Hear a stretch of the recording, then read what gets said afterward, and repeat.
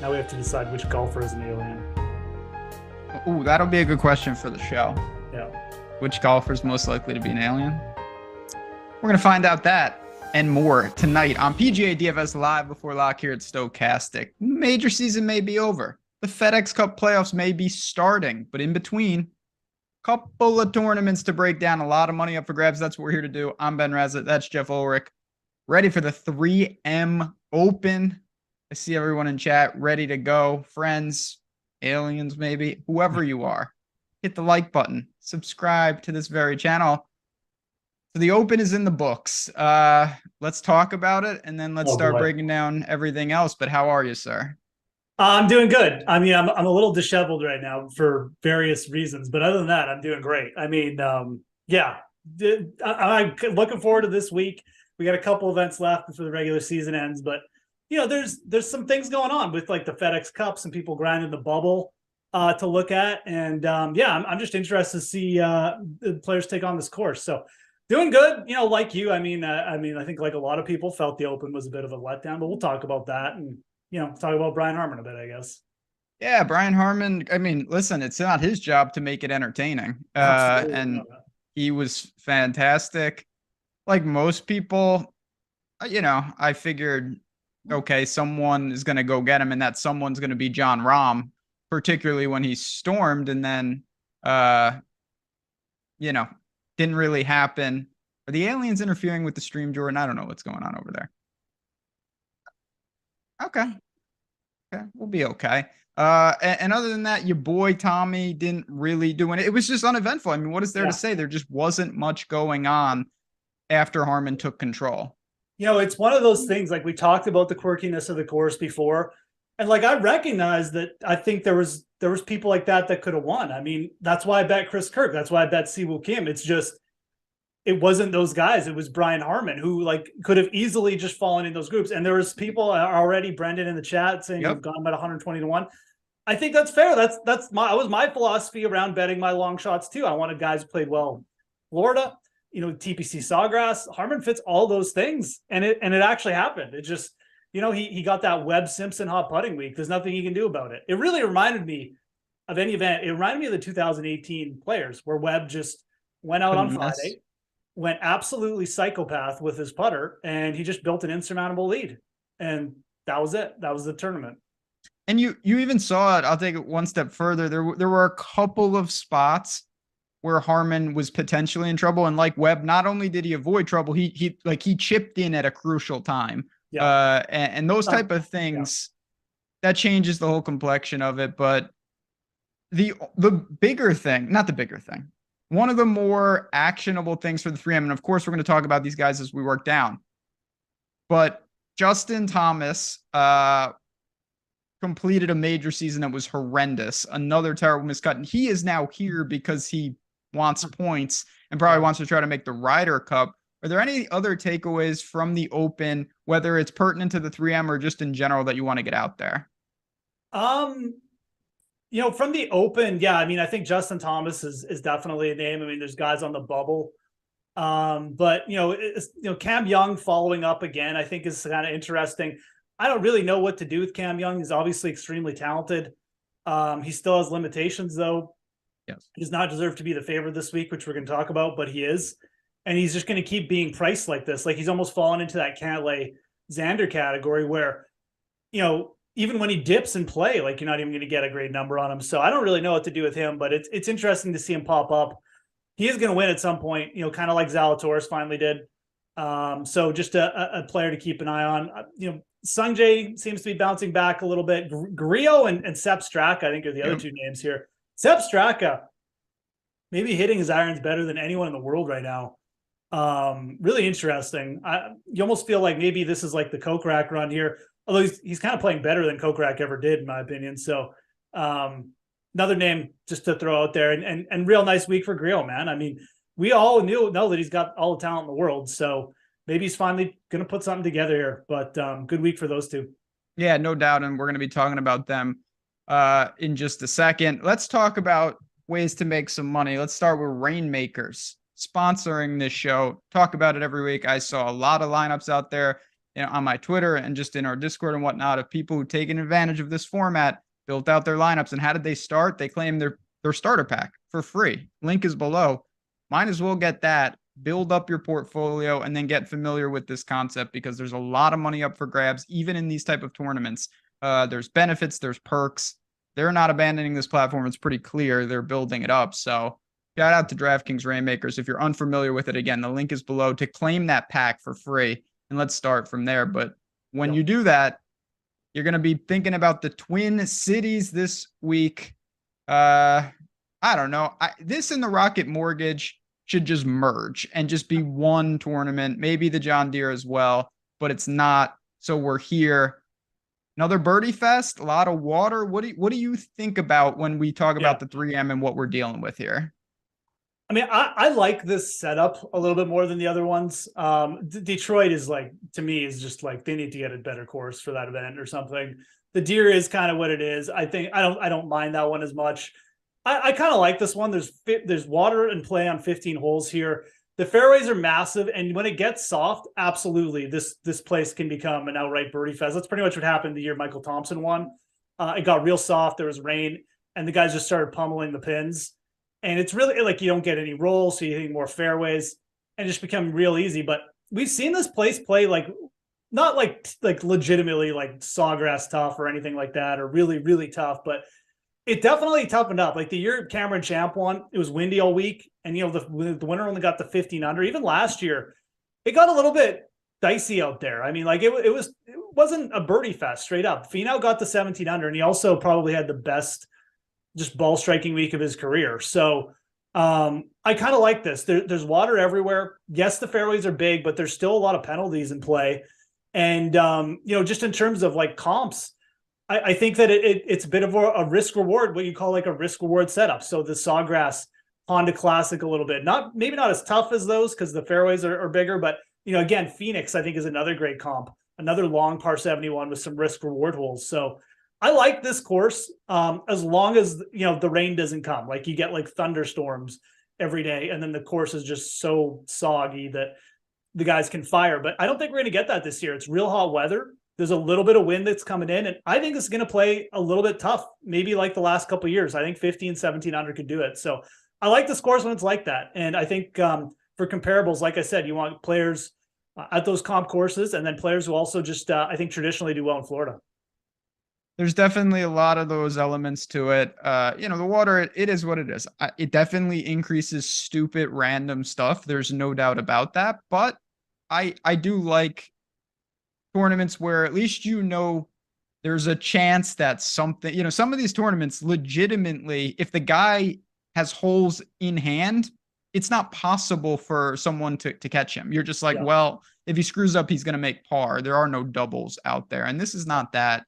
So I do like it. I think the thing I wanted to ask you before we get to the top tier, and even before we do that, we're going to build lineups in just a second. Anytime that I see Cam Champ as a winner, I think a lot of people do this, think, oh, Bomber's Paradise. But when I look at this course, I don't really see that. Do you see that? Or do you think that Cameron Champ just got hot with the putter and it's not really you need to be long? I think it's a little bit of both. I do think it's a little bit depends on how the course plays. Like my feeling always is people kind of underrate when the course gets hard and tough. I think that actually favors the longer hitters.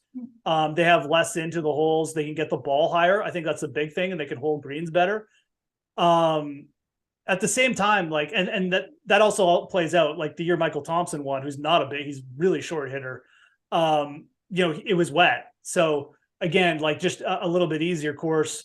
But at the same time, like you look at the where the players gain strokes here, it's all putting and it's all approach, and it's off the tee as well, but it's not as much. So, we have seen guys compete here where they're good off the tee, but they're not like massive hitters either. So I guess I would say, like, I do think that it does benefit the big hitters in certain ways, much like though, like you bring up the Detroit Rocket Mortgage, much like it does there.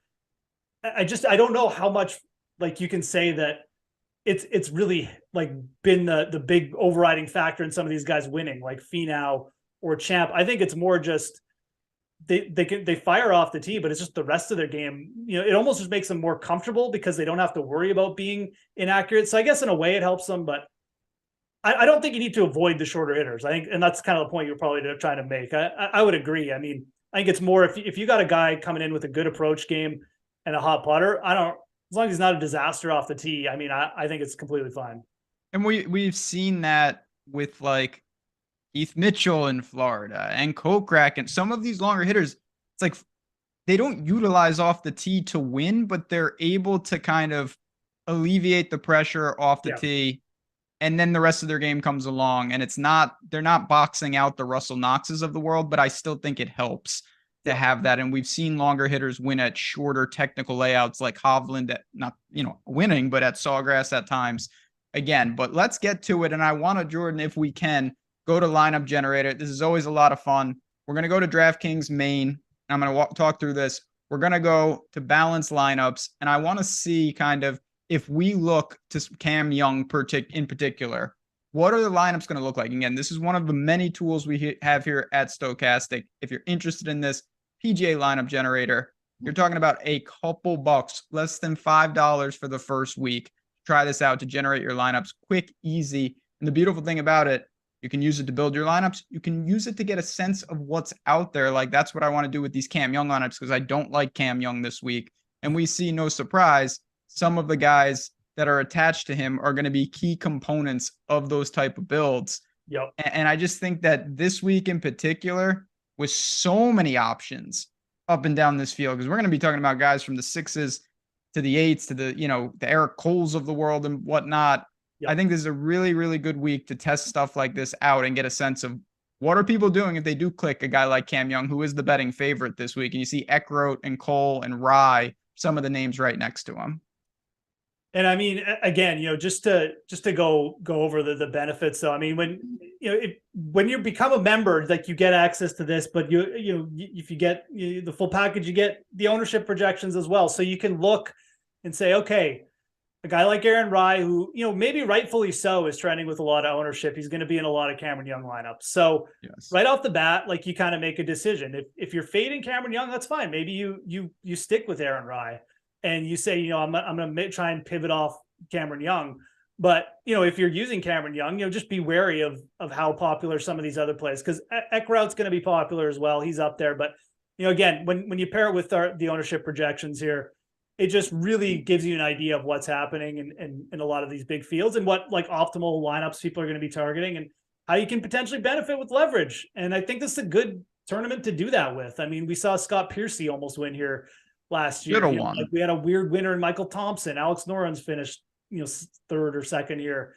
Guys will pop who are low owned this week. Absolutely. I believe that. So it's not that I don't like some of these guys I'm mentioning. I actually think Aaron Rye is a potential winner this week, but for DFS, again, the risk reward variance, man. I mean, the ownership projections, that's where it's going to let what kind of edge you can get.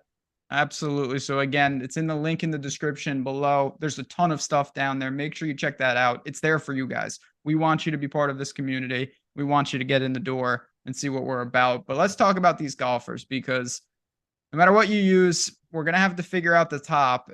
And there are some names. Again, I don't know how many of these guys, I didn't look, of like, did they commit to this? Are they here based off what they did last week? Cam Young, Tony Finau's the champ. Sanjay's here. Decky is here. Let's start with those four because they're the 4 10K options. What do you do? For me, Cam Young is last of the 4, but I don't know exactly what I want to do with the other 3. I don't have an aggressive stance right now. Yeah, I don't have a super aggressive stance at the top. I mean, I definitely can see the appeal of Sung J M this week, and I do like him. Like I considered betting him. He's not been great. He's been kind of, I mean, even last week, like it doesn't look like he's at the top of his game, but at the same time, we've seen Sung J M kind of just go on cruise control for months at a time. And then all of a sudden it's all back. He's a player who just tends to play his way into shape. That would probably be my preferred option. Again, just with where we are, with what we've seen from Sung J at this course, I don't really have a problem with it. And, again, like take it back to the ownership projections. He's projecting as the highest owned player on Stokastic. But it's not to the point where it's like, oh, we've got like a 35% owned like top player here. it's still going to be pretty spread out among these four. And again, like it's within a range where, if Cameron Young comes in and maybe he's even higher on than Sungjae, it really wouldn't be that unreal, because these guys are all kind of like paired together close. So I like Sungjae. I like his experience of playing in these kind of courses and condition. I think Hideki continues to play extremely well. I would slightly prefer those two, I guess, but part of it depends on format too. I mean, the best upside still lies with Tony Finau, so you could make an argument there. I think, like you, I'm just kind of neutral to these guys. I don't have a hard take on any of them this week, and I think it's completely fine to spread ownership here as well.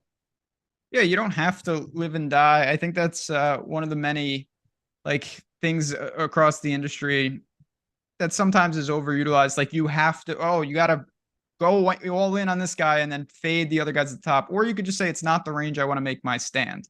I'm going to get around the field with these guys, and somewhere else I will make a stand. You have to do it somewhere. You'll just get raked. But for me, my stand will be, I'll be under on Cam Young, and probably around with the others. I'm actually not building as many lineups this week, but regardless, I think that's the plan for me. But when you get into these type of fields, we know that the pricing structure is pretty regimented of what they have to do. Someone has to be north of 10K, a handful of guys each week, and then we have to fill in from there. Does that lead you to say that, okay, the depth of the range is not as strong and it's interchangeable? So Grillo and Straka and these guys, they're playing the best, but they're also probably getting the biggest jumps from where you'd anticipate them being. What do you do with the top of the nines, who are, the fifth and sixth highest owned or highest priced players, I should say? Yeah, it is kind of a weird week for these players. I mean, we just finished talking about them. They had great opens. They've been in great form, and we've seen players of their ilk just kind of go through this summer stretch and just continue. So, again, I for me, if I'm building, I know I don't have a hard take on anyone up top. Like you, I would probably say fading Cam Young it would be my favorite fade as well. But I would still want to start with someone in the 10K range, because I do think that even though what we've seen from Grillo and Straka, it's hard for me to sit here and be like, oh, they're in the same tier of player now as Sungjae and Hideki. I don't think that's necessarily true. And I also think that Sungjae and Hideki are now both have shown us that they're playing well. I think that eventually you'll see that flip a little bit, and you'll see a big week from one or both of them. So I would say I would still put them in there in that second tier, but I do think that they've kind of earned the right to say they're, to be at the top of the 9K range. So it's not necessarily that I want to fade them, but I do think there's a pretty clear stance for me where I don't know how great I'd feel about starting lineups with them. You certainly could. I would look to them more as good second man in for some kind of, heavier stars and scrubs lineup that started with Finau or him or something, than necessarily looking to build around them. Also have the fact that they're both coming off contention in a major, and that always you just never know where you're getting the week prior next. I have confidence that they're probably going to be fine. Straka's been in great form, but the week after a major can do weird things. So, especially when it's unexpected, that can change. Now, Straka and a couple of these guys are Ryder Cup is pertinent for a lot of these names. I never thought I'd be saying that, but I really want to go down to JT specifically, because I think if you gave me or anyone the field for the 3M, and this was the field, the beginning of the year, the majority of people would say that Justin Thomas would probably be the most expensive player, definitely the betting favorite. And he would be. I mean, there's no doubt. And he doesn't deserve to be, because he's playing absolutely atrocious. But he is $9,300 in this field. It's really the age-old question of are we getting a discount that we're never going to see again, and he can fight his way out of it, or do we have to see it first? Yeah. And you're not going to dump shares on a guy who has shown. I mean, he shot in the 80s in a round in the Open. It is such a weird situation, because it's crazy. I'm not ready to say that Justin Thomas is this is going to take him a year to get out of, it was with Jordan Spieth or Ricky Fowler. this could still just be a blip. Like he was like, what was he, ninth at the Travelers, Yep. Basically a month ago. I think Thomas is a guy like I would be okay taking a stance with.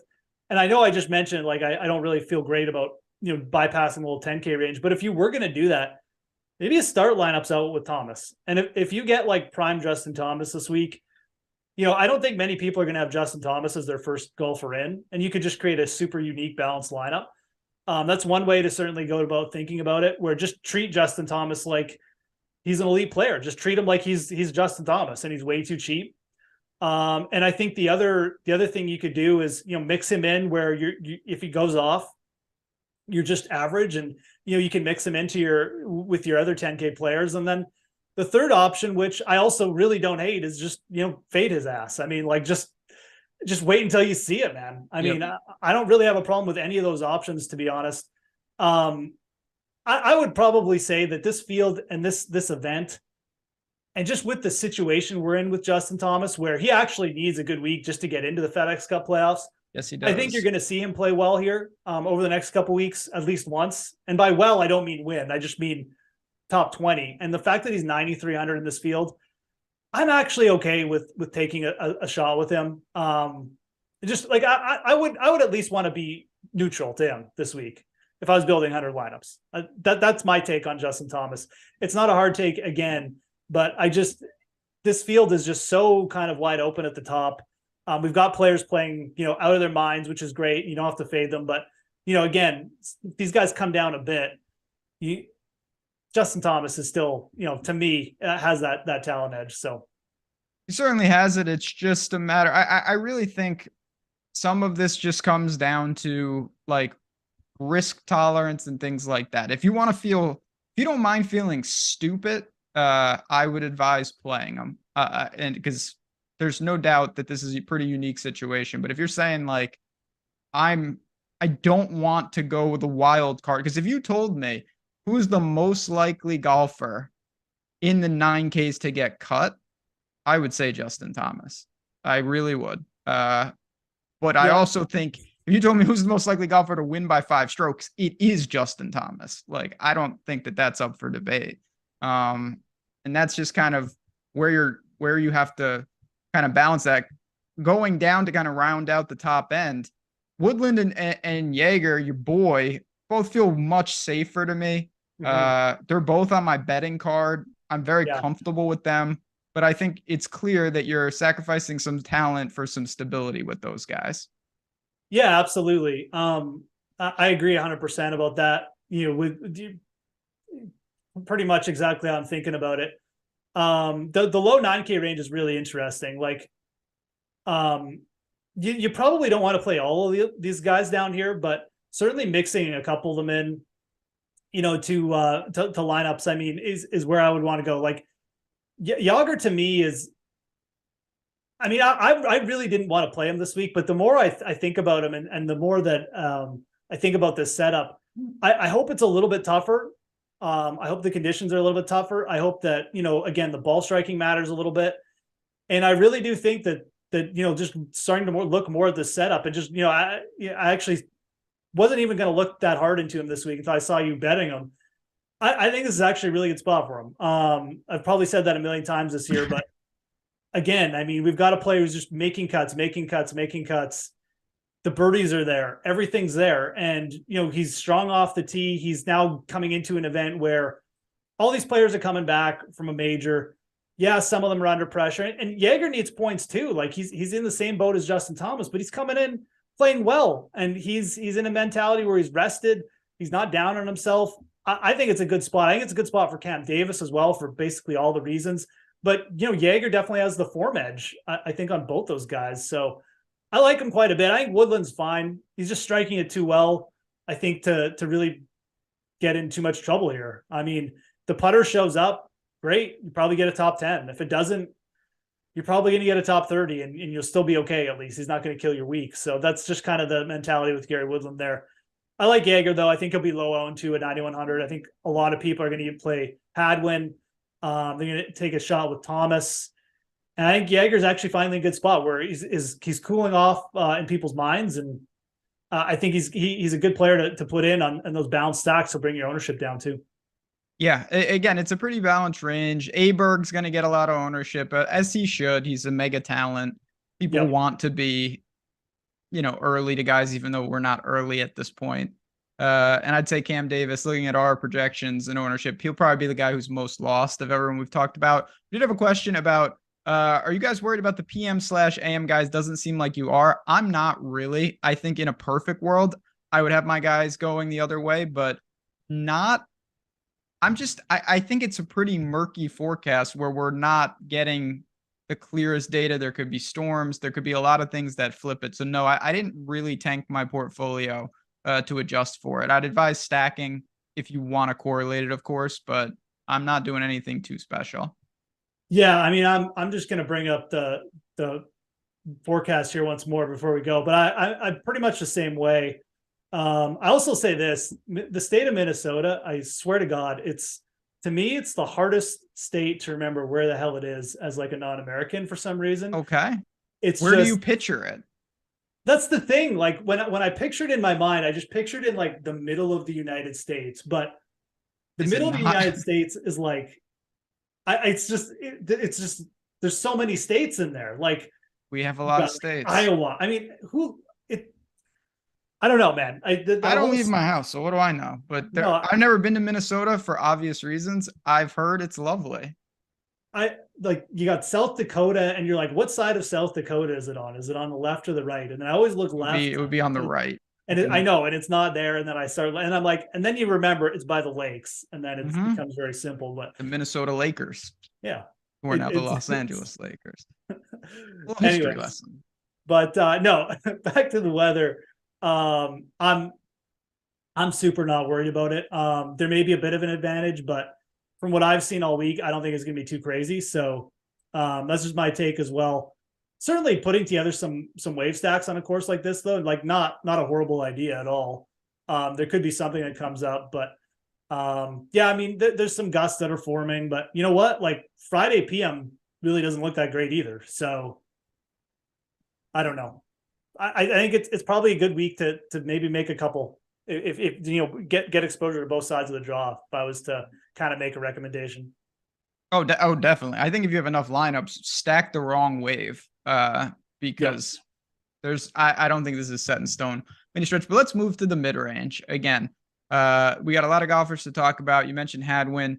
This is where right off the bat, to me, this is where it becomes almost interchangeable for a $2,000 range of guys like JJ Spawn and Keith Mitchell, Patrick Rogers. I wasn't really paying attention, but I was like kind of paying attention. What the heck? What is that? I was so happy. I was like, oh, Patrick Rogers is gonna win. Like, okay, obviously I wish I had bet him, but at the same time, I was like, now he got his win. I don't have to like chase Patrick Rogers getting his first win anymore. And then the tee out, birdie's out, and just like what happened? I mean, it's unreal, man. Hits in the divot, perfect drive, brutal. It was again, this is not relevant for anything, but everyone is tweeting me about Griot. You actually, and then Max Kiefer is like 30, whatever the stable for scoring. He's like plus 30, and I'm like, oh shit. Then Sung Yul No comes from the clouds. It was whatever that tournament was insane. But yes, Patrick Rogers is here and he is playing pretty good. Just like Lucas Glover, who's playing out of his mind. Bo Hostler. I mean, talk to me about the 8K range. The 8K range is looking pretty good. I mean, to be honest, like Glover definitely feels underpriced for what he's done. I'm surprised too. Like, I mean, Glover, when I first saw the pricing, I'm like, oh man, like Lucas Glover is going to be like top 3 owned, but he's actually not. He's not getting that much talk, which I kind of find weird. I mean, I don't know. Did everyone bet him last week at the Barracuda and then they just got pissed off because he didn't do anything? It kind of feels like that, but I mean, it's the Barracuda, so who cares? Yeah. This is exactly the kind of course that Lucas Glover's just been destroying lately. So, I mean, 8,200 feels like a really good price. You could certainly roll the dice again with Rogers. I'm not super into that, but you could do it. He's certainly a good putter and he's strong off the tee. But at 8,500, like I said, I mean, I think the upside with Glover is really good. Obviously, even Aaron Rye, Hogart is probably better. So he feels a little bit, pricey. But this whole range is just super interesting. Poston's playing extremely well. We know he's a high-end putter. And then what about like Sahith Theegala? I mean, I don't know, man. I mean, we know he can absolutely just start birding things in a flash. It really wouldn't surprise me if he just went nuts this week. I mean, I'm not betting on it. I feel like I should be because I've been so invested in him, but certainly a real risk reward just spot for Theegala, who earlier in the season was he's almost got a bit of that Justin Thomas vibe where, if we had told you in March that Theegala was 8,700 here, people would have just started betting him, at this number. And now that he's missed like 3 cuts and he's not playing well, nobody wants to play him. So interesting spot for him. I think Hadwin will be really popular as well at 89.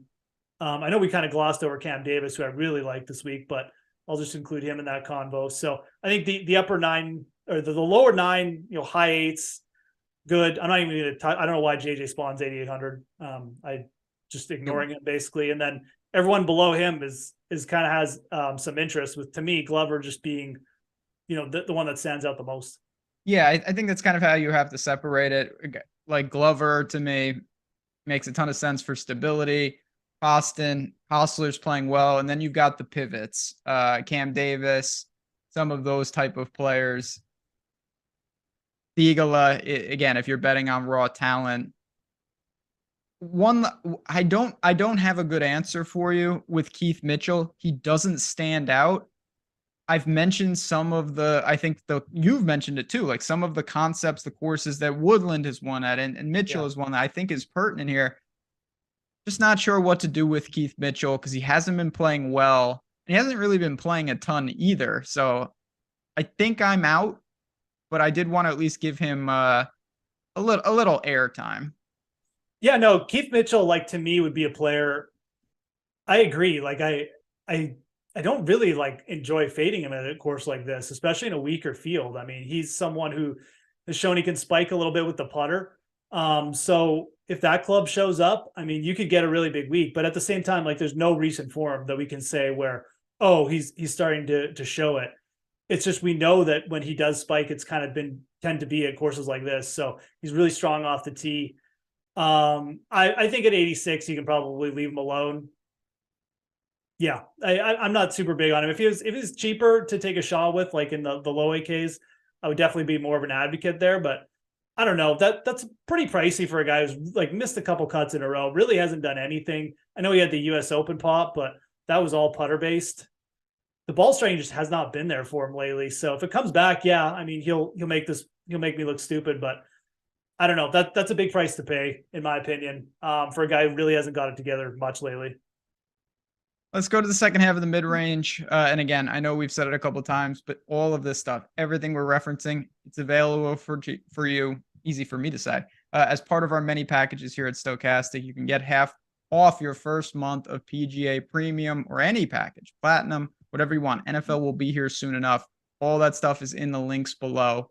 Check it out. The info is there for you guys. And again, you're saving some money if you use those links. It gets a little like Euro-esque. You mentioned Hogard, Aaron Rye, Norin. Justin Suh to me is in the Theegala range of like, he was the talk of everybody. Was super high on Justin Suh just a couple weeks ago. Yeah. And now you're not hearing as much. Bez is here. Tom Hoagie, who I think he has North Dakota roots. Talk to me about the upper sevens and who do we think maybe, not only who's going to be popular, because we can look at that, but who do we think is a good and worthwhile target? Yeah, I mean, a lot of these players feel like they could be in the AK range this week, which is, I think makes them really appealing.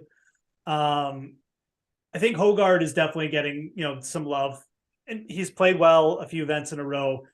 People love to target the hot young Euro guy who comes over and, oh, we can try and get on him first before everyone, but it's really not going to be the case here. I think Hogard will be, mixed in quite a bit. Ryan Fox seems to be getting some love for a lot of the same reason as well. I don't hate Ryan Fox. I do hate the fact that he's going to be higher owned. He's a good player. We've talked about him a lot, but he's volatile. Like he he can absolutely get a little wild with the driver. He's never played here before. He's played well in some tough spots this year. So again, I'm not going to talk him down too much, but just be wary that you're not getting like a 5% owned player here or anything like that. So Aaron Rye, there's nothing that I can really point to that says that this won't be a good spot. He's not going to have to chip much, which is great because he's absolutely terrible around the greens. But his putter has woken up. The irons have been really good for him.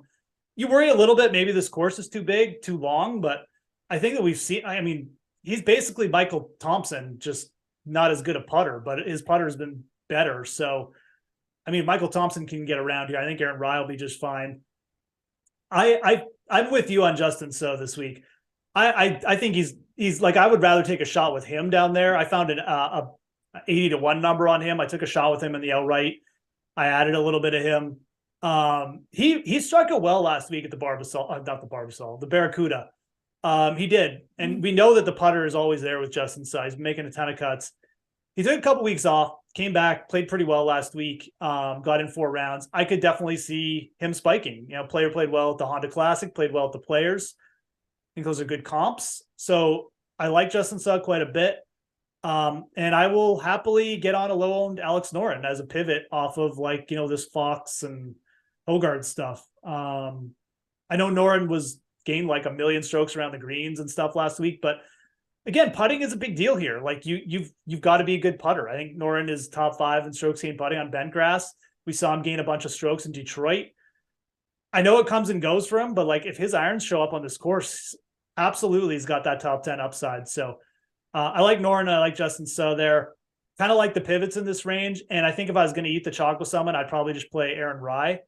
Mm-hmm. And Taylor Pendrith is the other one. Actually surprised Pendrith isn't getting more love. I really like him this week. Big hitter, can absolutely go nuts with the putter. I bet him as well. I think Pendrith is a good target.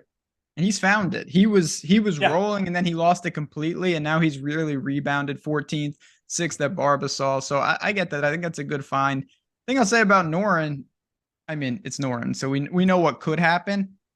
He does that though. Like it's always fluky, but it's not really fluky if Noren gains 9 strokes with the short game. That's what he does. That's his thing. It's not, you're not asking, you know, someone who's a terrible Scheffler to do that. It's not Cam Young. Yeah, exactly. Like, the greens. Yeah, that's just fluky. What he does. So I don't mind that in a range that I'm not overly sold on any of these guys. This is where I think it really gets interesting. So I like Doug Ghim. I think that Doug Ghim is getting it together. This is a good course for him. I don't care that he missed the cut in Scotland. He was good before that. 6 straight made cuts, everything inside the top 35. He's 2 of 3 here. He's gained strokes putting here before. He makes sense. But I want to ask you also about Higo, because Higo is like a triple mega mind genius play, but he also is so likely to put a couple in the drink. CJ, I'll get to your question too at the end there, man. I just saw it. Yeah, Higo is interesting. I've definitely seen some people, some sharp people too, get on Higo.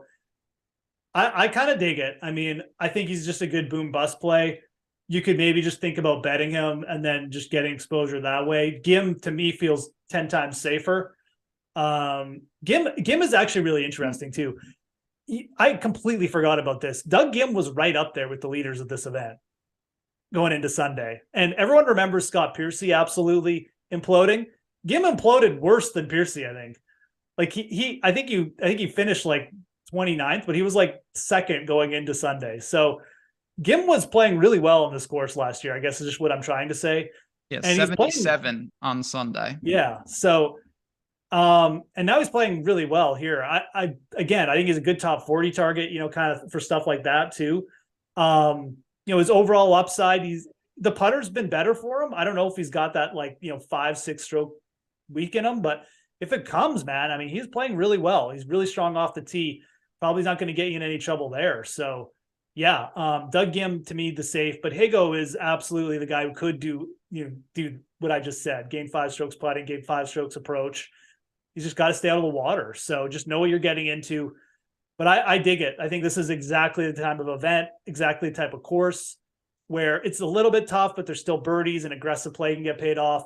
That's Garrett Cagle, man. So yeah, no, I like it. I like both those players. Those are really my two favorite players in this range. You know, KH Lee, like this is a good course for him too. But I mean, again, Higgle's just better, and he's been playing way better. Lee Hodges, safe, but if I want safe, I'll just play Doug Gim. I don't even know if Lee Hodges is safe. That's bad. Brandon Wu has upside. But yeah, I like Gim and I like Higo. So yeah. So let's close out the sevens as we work down, and then we'll get to the we got the Ches versus Grayson Sig versus Davis Thompson. That's an interesting pick one. It is interesting. I mean, I think Sig is probably where I would go. I do like Davis Thompson this week, but like putting up him against those two players is a little bit unfair. I don't like him that much. I think Grayson Sig's been playing really well. So I like this layout for Sig. I think he's got a little bit more upside. Ches is probably the safest pick just because he's been making so many cuts, but I like Sig of those three. I'm just kind of a Sig truther. His irons have been good. I think he's just a good solid player. Davis Thompson's just someone that I really have no feel for. It would be Ches or Sig for me, but it would be Sig. I want to throw in though, is there any world where Ryan Palmer is useful this week? Because Ryan Palmer to me has a lot of things that I really like. And I think he's kind of getting not a raw deal, but he's been playing a little better in some of these tournaments. Ball striking is good. The putter is non-competitive, but I kind of like the course for him. I just don't know exactly what to do in the lower sevens. The nice thing about Palmer is, I mean, you won't need much exposure, or at the very least, if you use him, I mean, your total ownership is going to go way down. And look, I mean, you can go through and look. This event was really wide open. Like Kelly Craft was like 11th at this event last year. You had other names like that. So, you know, Ryan Palmer, if he gets it together a little bit, you know, the ball striking has been pretty good. He's still really strong off the tee too. And we're talking about a course where, again, like off the tee play is kind of just strong off the tee. I don't know. Again, I don't want to quantify how much it matters, but strong off the tee players have done well here. They like this course for whatever reason. And Ryan Palmer certainly still fits in that category of type of player for me. So if he gets it together on the greens here, you could see a little bit of magic, absolutely, from like a 1% owned player. I really don't hate it. I look at this range too. Our guy from the start of the year, Taylor Montgomery. Remember how stupid we were for fading him? Anyways, I'm kind of like you. I don't really love anyone else down here. I like Sig, and that's about it. So it's not going to take much to talk me into like a 1% player here. And I kind of like the idea of Palmer. Bennett's down there too. You know, if you want to take a shot with him, I don't hate that idea, but everyone else is kind of meh to me here outside of those two. So like I said, I don't mind Davis Thompson either. He actually was a player I wrote up. He's really good off the tee. We saw him pop at, you know, the Amex, another course where there was a lot of water, birdie fest. So I don't hate Davis Thompson either to mix in, but I kind of like the Palmer idea. And to me, again, Sig is kind of the class of this range. Yeah, it's, again, dealer's choice down here. You're not going to see a lot of ownership. Kevin Yu might be I'm not going to say chalk, but he's a name that I've seen and our ownership is picking up as someone that could be a little popular, and I get it. I don't really, I think Sam Bennett is always interesting.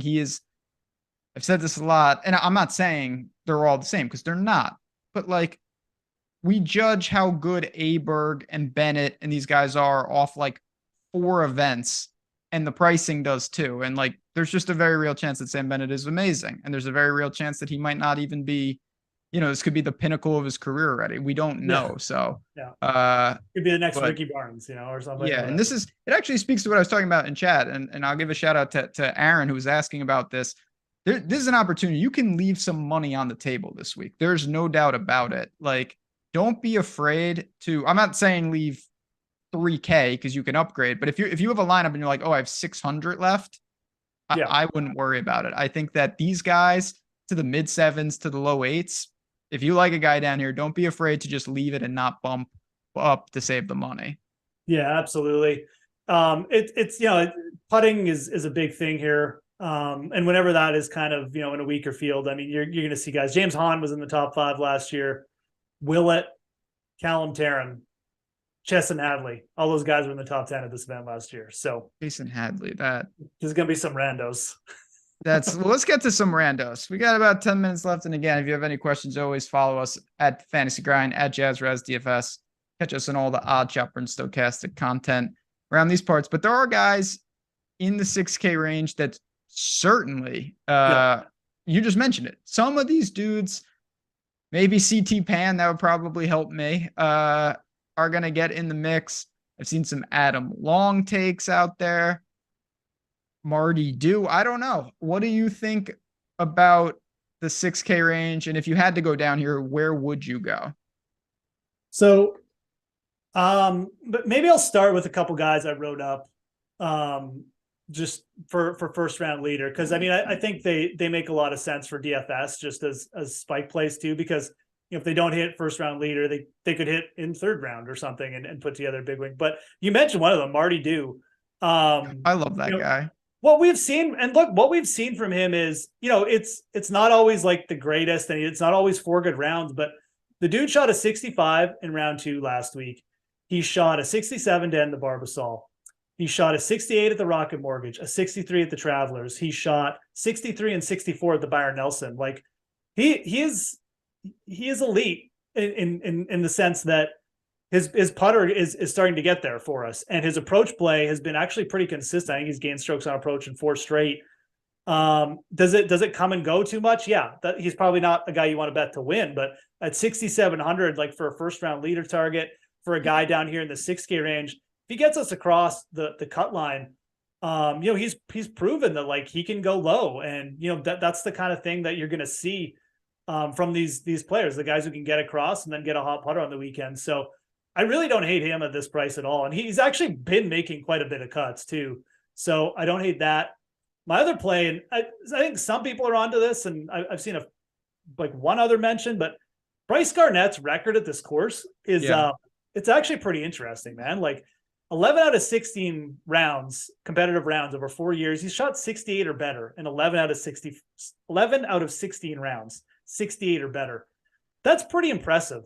Like, I mean, I know this is an easier course, but like some of the conditions have been kind of tough. I mean, that is really consistent stuff. He hits a lot of fairways. He's good on the greens. And I think this is just a flat course where he's just not going to get in trouble much. So Bryce Garnett at 6,500, I think is very playable. If that putter heats up again, another player who could potentially just, put in a low round like Scott Piercy did, and maybe not like get into a lead on Sunday, but just pick up some spots for you, right? So those are 2 guys that mentioned. I think Grayson Murray at 6,700. The upside is there with Grayson, whatever you think about him. I think at 67, it's actually just fine to take a shot with a guy that talented who could, again, if he gets the weekend, put together like a real low round. I'll throw out one other name. We mentioned him a couple times, but Troy Merritt is starting to get it together. Another high-end putter. I don't love it. He's 69. If he was like 65, I'd like him more. But I like to play these players who are in the summer and they just starting to make cuts and just starting to play better. I'd put Merritt in that pile right now. The weird thing about Merritt, he is putting atrociously. Yes. And he flipped a miscut streak of like 10 by his ball striking. And if he had his normal putting, he would have won twice in the last month. No joke. So I don't know what to make of that. I'm not going to say it's positive because you want to see him putt, but at the same time, like we know Troy Merritt's putter can also wake up at any time because he's just really talented in that area. And I think the fact he's just hitting it so well, like, again, I mean, he's under 7K. I'm kind of interested anyways. All right. Ryan Gerard, not the guy from The Fugitive. I think his name's Gerard. Isn't that Gerard? Not Ryan Gerard. What did you just say? I said I can't remember. You've seen The Fugitive though, right? I've definitely seen The Fugitive. Okay. Yeah, I was gonna say his name is Gerard, but I don't think it's Ryan Gerard. Maybe it is. Maybe he retired. He caught the one-arm guy, and now he's on the tour. Because I don't know anything about this guy. I did see he played well last week. It looks like off the tee is the weakness. Yeah. I think that he obviously has found the weekend for you in a majority of tournaments, and I don't think it's crazy to think he does that, but I don't think he's different than Grayson or Garnett or those guys either. I think he belongs in the conversation, but he doesn't stand out to me. Yeah, it doesn't super stand out. Like I wouldn't necessarily bail on getting exposure to other guys either. But he's playing well. He's obviously coming off a big week. I definitely don't have a problem mixing him in. I actually thought he was, for some reason, I thought he was cheaper. That's why I didn't mention it. I thought he was like buy Bryce Garnett, but yeah, he's $100 more than Grayson. I think that if you're looking at Grayson versus Gerard, you'd probably say Gerard is a little bit of a safer pick at this point. He's probably more likely not to take like a 10 on one of these holes. So that's the only thing. But you got to worry a little bit about off the tee. Fine with mixing him in. Thank you, Chad. We're getting all the important stuff out. Samuel Gerard is that's okay. Yeah, I was Tommy Lee Jones. That's clicking. That's good people. And yes, he caught the man with one arm. Now, anybody else? I do want to mention this guy. I've seen this across the industry. There is someone on the earth named Frankie Capon. I don't know how to pronounce his name because I don't know anything about him. He's like a lot of these guys, an up-and-coming player who probably has some talent. I'm not going to go there. I don't think it's the right week for that. If you want to be early, maybe you look to him. I don't see the need, especially in a week where what am I paying for exactly? Like, I'm not saying that I wouldn't want more Sunjay and shares like that, but I'm not going to take a guy I know nothing about when I can get the same type of players for the same price if I need to punt. Yeah, absolutely. He's a local guy too. It's like he's 34th in the KF standings, and he's popped. He's kind of been a boomer bust play. So, but at the same time, man, oh God, I struggle to know what to do with these guys. He does feel like he's a pretty good player, but at the same time, I wouldn't put him in like the upper echelon where it's like, okay, just on talent alone, I'm going to sit here and recommend him to you. So I really wish he wasn't a local guy, and then it would just be easier. I'd probably just say straight fade, but I like Garnett in that range. I think that you could, if you were looking for a second player to mix in or something, I would be okay with it. He's certainly going to be focused this week. It's a big opportunity, but there are other players even below him. Like Kevin Roy is still hitting the ball extremely well. He's made a few cuts. Zach Blair's down there. We saw pop. So, I mean, Wierenski's actually played like semi-decent. You don't have to play Frankie Capon, but I guess I don't hate it. I recognize the fact we're in a wide open event here. So it is wide open. I give you that. His name apparently is Sapin. Oh, really? Okay. I'm learning more stuff on the fly about this guy. If I can't pronounce his name, that's usually not a great indication that he'll be in my player pool. I need to know who they are. BZ, what is the minimum you're willing to leave on the table? And single entry, you can certainly zero out if you've got some under-owned leverage type players. If you want to be more conservative in the sense you want to avoid dupes, I just leave $100 or $200. That'll do it. Don't worry about it. Unless you're playing like a standard cash lineup where you're going very chalky, you can leave $100 or $200 and you're going to be just fine, even in single entry. Yeah, Carson Young, Matt Wallace, in theory is a good idea, but I don't think I can trust him. His game is just all over the place. I'm not sure I have really anyone else down here for me. I think we kind of hit the high notes. Matthias Schmid is down here. I can't do that. No. That's a no. Someone mentioned Chappell, but I don't think Gribbler.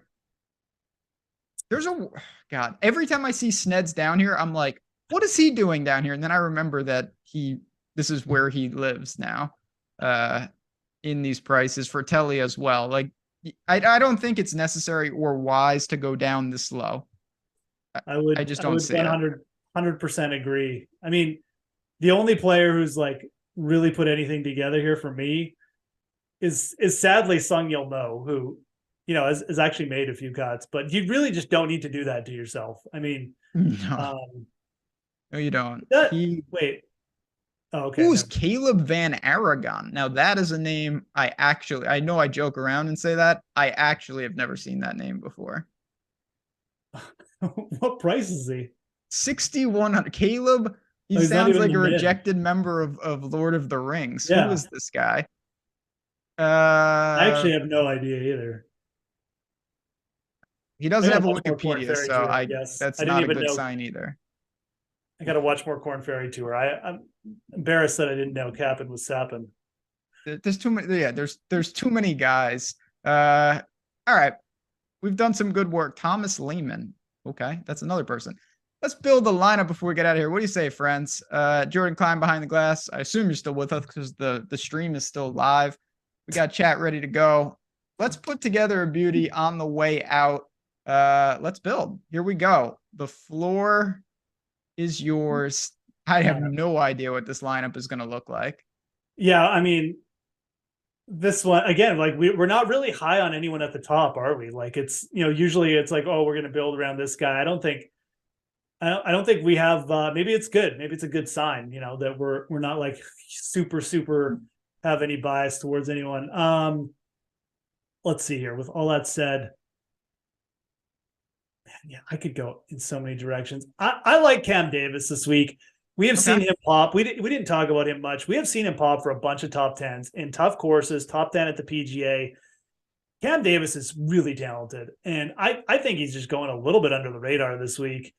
I really like him. I'm going to start off there at 9K. Gives you a lot of upside to start with.